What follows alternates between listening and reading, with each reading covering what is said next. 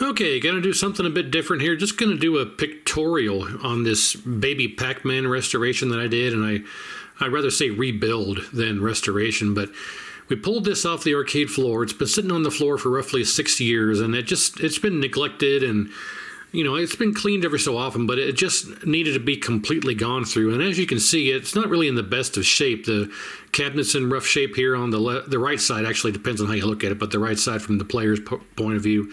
Here's the left side. There's some other side there that's been scraped away and pulled away. Someone stuck a sticker of some kind on there. They pulled the sticker off, and it pulled off some of the coating on there. And there's even some remnants there of the white sticker that someone stuck on there. And it didn't have any side art when we got it, so we just threw some side art on there to make it look somewhat better. But it was sandwiched between two games, so you couldn't see it anyway. You can see here the CPO is completely wearing away. And this all got replaced here, as you'll see by the end of the video. Each one of these pictures is about 10 seconds long, so I just didn't have time to do any filming. It took so long to get this done, like 2 weeks of almost every day working on this. So it worked. It didn't really have any issues, other than just cosmetically it didn't look very good. Well, as you see here, there's new CPO and side art, but the playfield was really bad. It was disintegrating. It was just disintegrating as you played it. So we decided to take it apart and just put a vinyl sticker overlay over the original playfield. The problem is you're supposed to completely sand the original playfield down to the wood and then put a clear coat over it and then put the overlay on over the clear coated original playfield. We didn't do that. We just stuck the vinyl sticker over the original disintegrating playfield cover, or face I should say, and as you can see here, it just didn't work out. You're supposed to sand off all the inserts, so the overlay has its own lettering over the inserts, and there you can see where it got cut out so you can see the when lit, and then here you can see none of the actual Pac-Man insert lettering there even lines up with what was underneath it. It just was not very good. We wanted to just go ahead and get it installed so the game could get back up and running and people could play it. It really wasn't about making it look good at the time. It was about making it functional where you could actually see and play the game, because you'll see here shortly what it looked like underneath this sticker. It didn't look good. But you can see here by all these posts, the vinyl was just bunching up and pulling up and creasing, and it just wasn't good, and there was wax all in the posts, and the rubbers were disintegrating. All of the plastics were warped. It just needed to be completely gone through. So I actually completely replaced the playfield. Brand new playfield from Classic Playfield Reproductions, which you're about to see the effort involved with that, and it turned out just phenomenal. But you can really see here how the inserts, the sticker inserts and then the original inserts just don't line up at all. Like I say, you're supposed to completely sand the original playfield to the wood, clear coat it, and then put the vinyl overlay on. I didn't do any of that. This was a half-assed job about 6 years ago just to get it back to playable so people could play it. I kind of regretted doing that, but nobody really complained, but it was just time to really do it properly. So here you can see the original playfield's completely torn down except for the side rails here. And wait till the next slide, or picture, I guess. So a little bit closer up here. And then the top, you can really see the wear around the loop, the back loop here, from where the ball was going back and forth from the left target to the right target. And I mean, overall, it really wasn't that bad. Like I say, it was totally playable. It just looked terrible. So I pulled out the original flipper bats here, and I don't really know how it got so torn up, but these things were really bad shape here. Look at the Allen screws that keep the flipper in place. Somehow it ate away. I don't know how this even could have happened unless somebody in the past did this. Now, it may have been me, but I don't think so. Or they could have been like that and I didn't notice and didn't care and just put them back in. But I got some brand new ones installed, so don't worry about that. But here's all the plastics and all the posts and everything torn off the top of the playfield.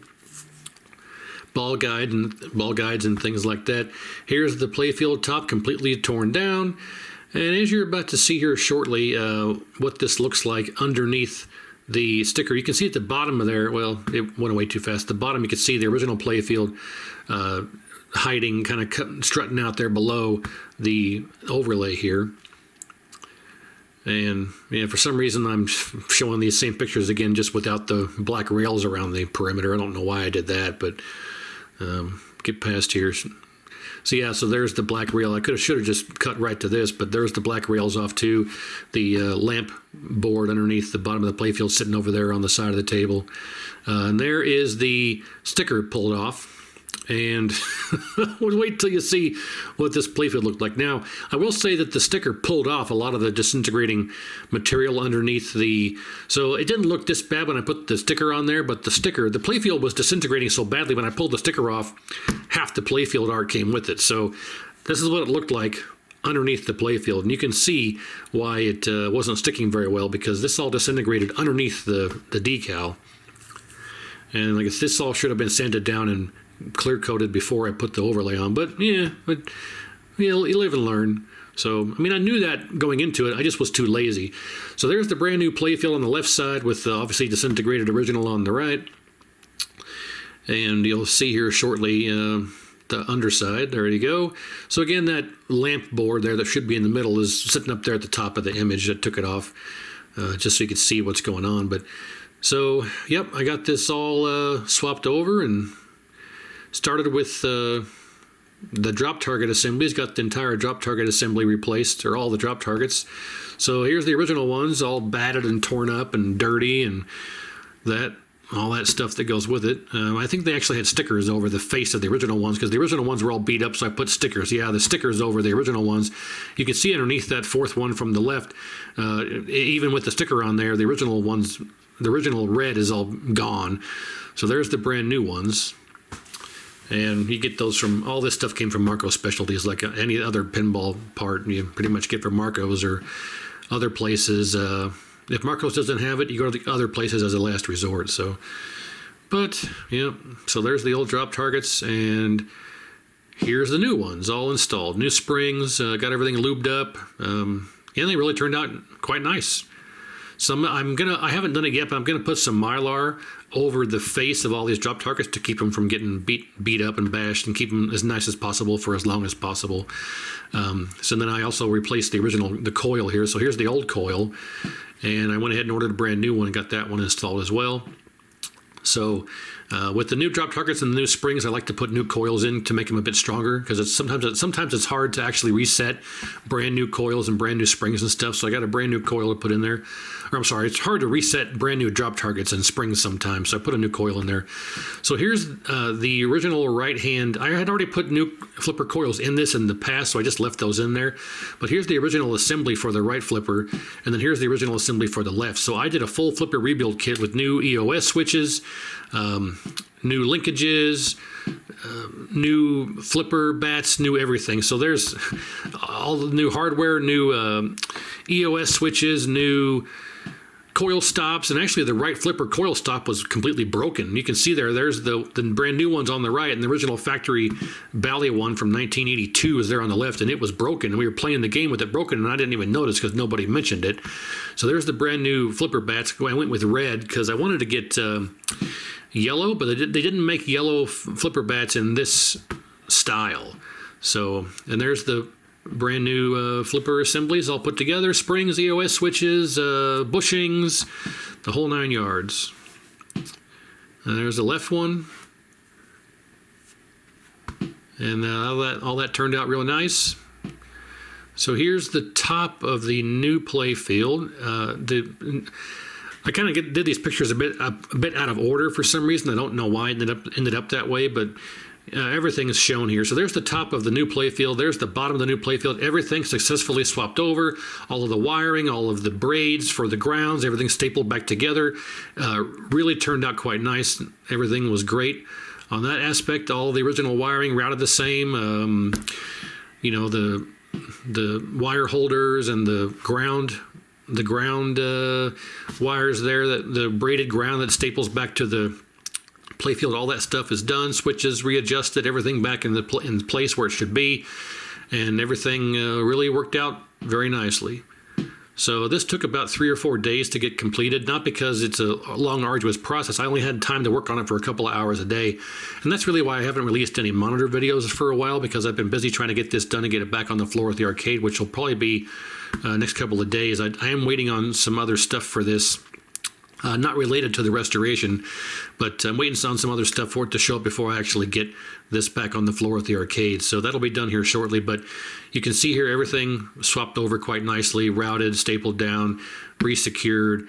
Everything turned out nice. I think that's about the 10th time I've said that. But anyway, so there's the LEDs installed, coin ticker LEDs all throughout. Got the side rails. Now the side rails, the top rails in the back and the ones on the side are actually brad nailed in. They don't screw in. You shoot some brad nails in there. That's how those are held in there. So those are re-brad nailed in. Got those guides installed there on the bottom. I got some Mylar. That was some Mylar I had cut out to size and put some Mylar around this loop back here to keep it from getting all messed up like the old one was. And there's the spinners there. I went ahead and ordered some new decals for these, peeled all the old ones off, painted them up, touched them up, and put these brand new decals on there, both sides. So here, coming up next, you'll see the spinners with the new decals on, and they, of course, turned out great too. There you go. So the new decals on the spinners all freshly cleaned up, and then we have a brand new plastics kit, because like I say, the plastics on this were all warped and none of them were flat, and 42 years of heat and operation, they just didn't last that long. I don't want to say they lasted 42 years, but they were just all the heat and the in the cabinet and the incandescent bulbs for all those years. That's really what I meant to say, just kind of warped them over time. So here you go. The Playfield's now 100% done. You saw those new nylon nuts there, so I used the nylon nuts on all the posts, where the original from the factory used these rubber ones that just kind of push on there, that don't stay on there. So I used these brand new white nylon nuts on all of the screws and everything to hold all the plastics in place where they originally were needed, as you can see. So we're just going to go around and do a cursory look over of all the new Playfield from the point of view of all the angles and corners, and trying to get a full view of all the work that was involved. So yeah, it really resulted in a good turnout. So I will say that I changed all the posts. You can see I'm using red posts as opposed to the original blue ones. I wanted to go with some red posts because I like the look of the red better. And I also used some of those plastic washers that go, you can see if you look hard enough, you can see underneath those red posts there's some plastic washers. I used those under the posts to keep the Playfield from getting marred up, and also to kind of help keep the posts from migrating and causing scratches and damage to the Playfield, the brand new Playfield. So yeah, there you go. And the flipper bats, I had them angled. They're angled slightly too high here. And actually what was happening was, when I was playing this afterward on a quality control check, the flippers were hitting too powerful. They were hitting the ball. The ball was hitting the drop targets and getting airballed, as it's referred to, and bouncing off those drop targets and going completely up and back behind the Playfield and falling down in the bottom of the cabinet. So it was bouncing up over the flippers and down in the bottom of the cabinet, back underneath the control panel. So I had to angle those back down further a bit to where they should be, and that kind of negated that problem. So that's all good now. But so now, with all that done, it's time to work on the cabinet. So here is the left side of the cabinet out here in the garage. So I'm about to strip all this down completely, and I'll try and detail the process here of what I've done. So you can see there's the back. It needs painted, obviously. It's not in bad shape, just needs painted. The right side here isn't in too bad a shape. I probably could have salvaged this side, but no, I went ahead and just decided to go ahead and completely sand all of this down, as you'll see shortly. So here's the inside of the left-hand side. Holy crap, that's not good. But I got that all painted satin black here, as you'll see. That turned out nice as well. And there's the right side. This is 42 years of the Playfield being lifted up and put down, lifted up and put down. And as you lift it up and put it down at an angle, it rubs on the side of these things and damages these things up. But so here's everything on the front side. You can see as it's all stripped out. I forgot to take the top T-molding out above the Marquee before I took the picture, but that's all right. So now on this here, you see this procedure here is I used 60 grit, 180 grit, and 320 grit to completely sand down the entire outside of the cabinet. and yeah, really went fairly well. Didn't run into any issues, and wasn't much of a problem. It's just a lot of labor intensive kind of thing, you know. But, and there's the front, obviously. And the cabinet was really solid. I mean, it wasn't liquid or gas. It was very solid, but there wasn't any real damage to it that needed any kind of Bondo or cabinet repair. I just had to prime it up here with this all-surface multi-primer here. And here it is all primed up. So I primed it. I sanded it down with 320 grit. I primed it again and sanded it down with 320 grit again. So I did that in 2 cycles to make sure everything was nice. You absolutely want to use primer to fill all the little minute pinholes in the wood and everything to make a nice flat surface.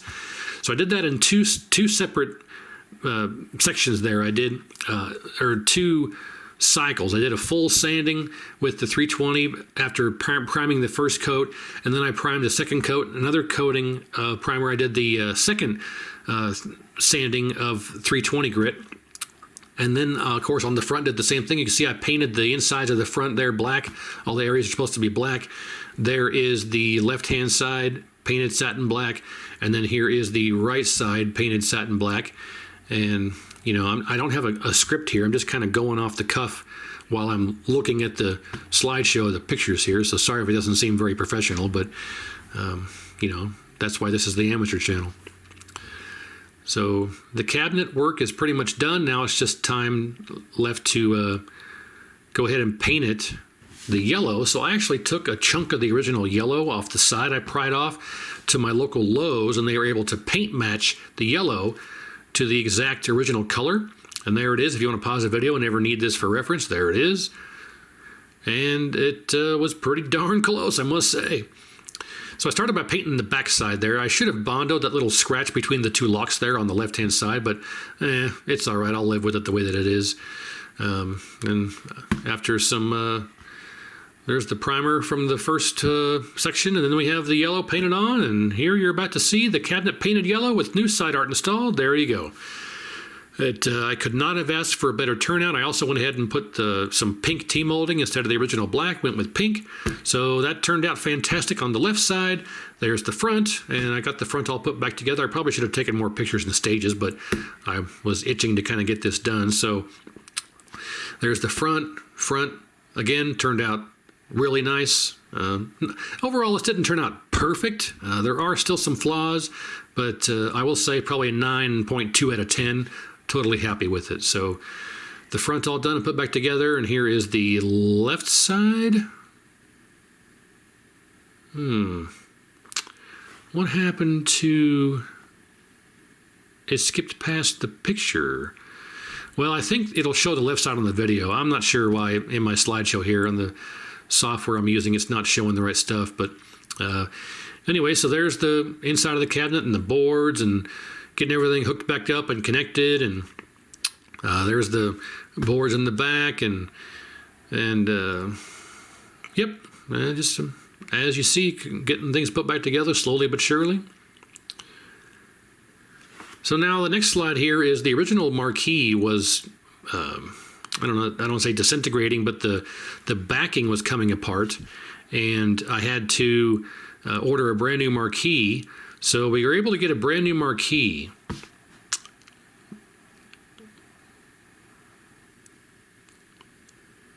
And you'll see here the original had was coming apart from the glass. You know, I'm not really sure what causes this. I think it's heat over time. It delaminates from the glass. And I really had a horrible problem with this on the Marquee bezel glass. And it really needed to be replaced. It needed to be replaced like the Marquee. Unfortunately, no vendor currently has any of those bezel Marquee glass units available like the Marquee. So I wasn't able to actually replace that. So I had to kind of paint it black, which you'll see here shortly. Classic Playfield reproductions where I got this Marquee and the Playfield, they're going to have some of this glass here. As you can see right here, it's not it's terrible along the bottom. They are not going to have any replacement glass bezels here in stock until I think May, sometime in May, they said. So I'll order one, replace it when that time comes. But for now, I just kind of had to paint this area black to make it look somewhat presentable. It kind of takes away from the overall look of the restoration, but there's not much I could do with that. So yeah, I just have to live with it the way that it is for now. And we're going to see here shortly this back on the cabinet. I think it's one more slide. Yeah, it's one more. The next slide after this one, I think it is. Yeah, here you go. It's back on the cabinet now. So that's basically all done. Next, we're going to start on the control panel. The control panel was really bad shape, but just 42 years of being rubbed on and beaten up. And you can see here, we're going to go through a number of pictures here where I'll talk, you listen. We're going to show about all the issues here with the control panel. So I was able to use a heat gun to remove all of the original overlay. And one of the benefits of using a heat gun is you don't have to really worry about the adhesive being left over. If you just peel it off, you're left with all the adhesive. But if you use a heat gun to loosen the adhesive has a tendency to stick and stay with the original overlay.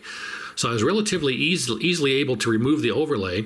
And then I was able to sand it down with, again, I used 320 in this instance, sanded it down nice and smooth. And I was able to get a brand new overlay installed. And yep, see, you can see here, yeah, it progresses quite nicely, and I think we're one more slide away from having the old overlay completely off. Yeah, it's the next slide here. So those are all the before pictures, obviously, and then here is the original overlay off, and there is some adhesive residue left over, but you can see that it's almost negligible. But I did take a little bit of adhesive remover and clean it off, and then here it is back on the cabinet, completely sanded down after the adhesive removal that was left over, and then a good sanding. And then that's the top image, and then of course here's the straight on vantage point. And then just to open it up here, I got this is again a little bit out of order. This should have been after the next few slides, but you can see I got the control panel and everything all hooked back up and everything back together on that. So yeah, here's the new overlay installed on the top side view.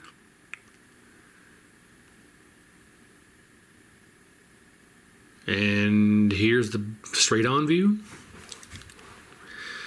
And next we're going to see the cabinet outside in the sunshine and the final results. There you go.